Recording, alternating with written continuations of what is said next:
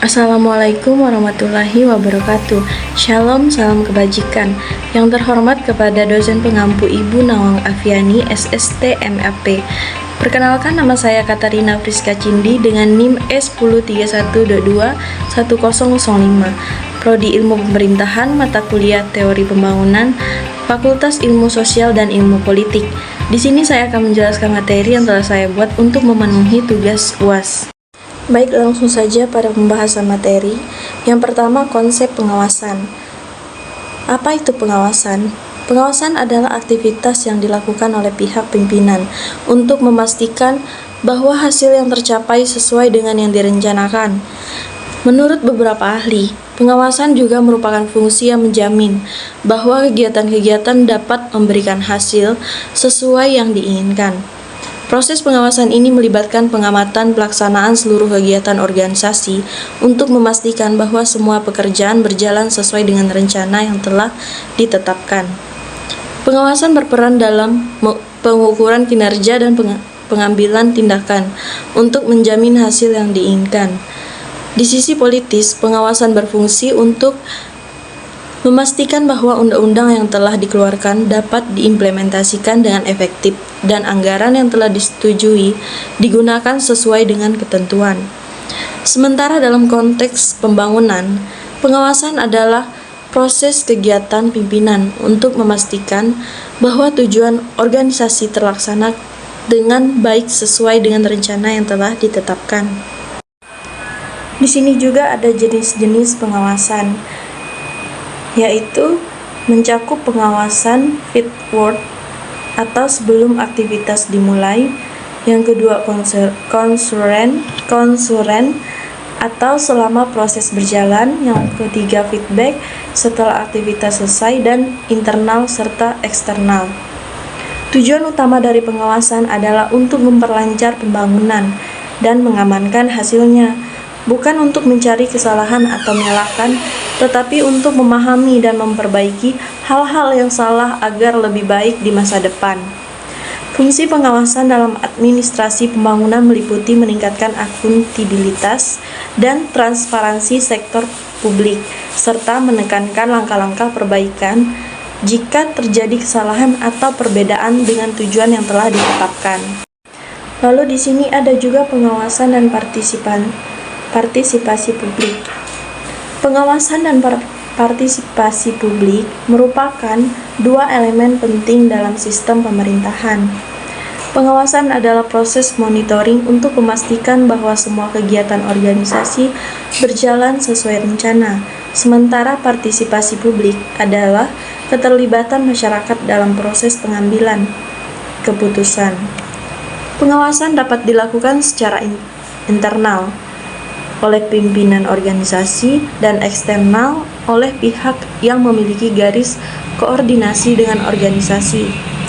Partisipasi publik penting untuk memastikan transparansi dan akuntabilitas dalam pemerintahan. Kelompok kepentingan memainkan peran penting dalam mempengaruhi kebijakan pemerintah. Mereka mengumpulkan dan mengubah kepentingan-kepentingan masyarakat menjadi satu kesatuan untuk diperjuangkan. Kelompok kepentingan dapat menggunakan berbagai cara, seperti demokrasi, tindakan kekerasan, hubungan pribadi, perwakilan langsung, dan saluran formal lainnya untuk mempengaruhi kebijakan pemerintah. Mereka juga bertugas sebagai penghimpun aspirasi masyarakat dan dapat melakukan aktivitas lobbying, propaganda massa, dan grassroots pressure untuk memengaruhi keputusan pemerintah.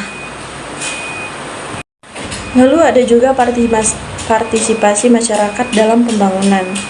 Partisipasi masyarakat dalam pembangunan ini telah menjadi perbincangan luas sejak tahun 1970-an.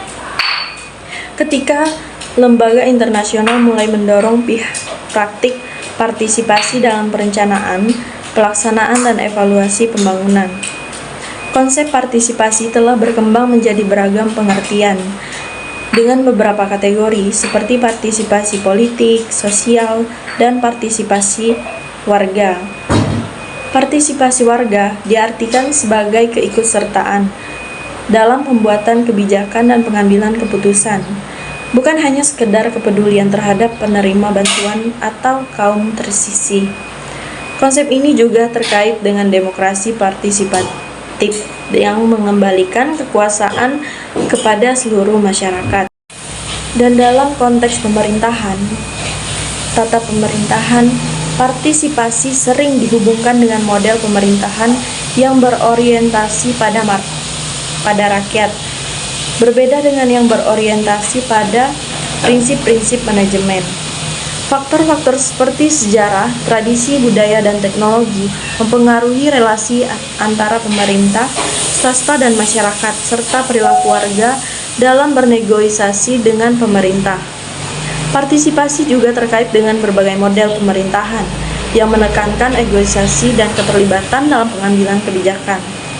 Pendukung partisipasi melihatnya sebagai cara untuk mencapai tujuan pembangunan, membangun kapasitas lokal, meningkatkan cakupan pengambilan kebijakan, dan menjamin suara kelompok marginal.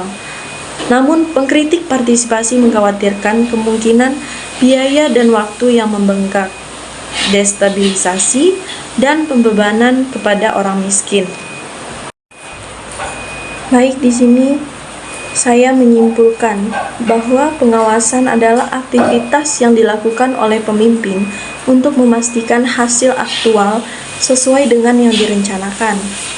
Ada 3 konteks dalam pengawasan, yaitu manajemen, politis, dan pembangunan. Tujuannya adalah untuk memperlancar pembangunan dan mengamankan hasilnya. Fungsi pengawasan dalam pembangunan antara lain meningkatkan akuntabilitas dan transparansi sektor publik, serta melakukan perbaikan jika terjadi kesalahan atau perbedaan dengan tujuan yang telah ditetapkan. Pengawasan melibatkan proses monitoring untuk memastikan semua kegiatan organisasi sesuai rencana, serta tindakan koreksi jika ada penyimpangan yang mengganggu mencapai tujuan. Baiklah, sekian presentasi materi dari saya. Mohon maaf jika ada kesalahan kata dan cara penyampaian saya yang kurang berkenan di hati. Assalamualaikum warahmatullahi wabarakatuh. Terima kasih.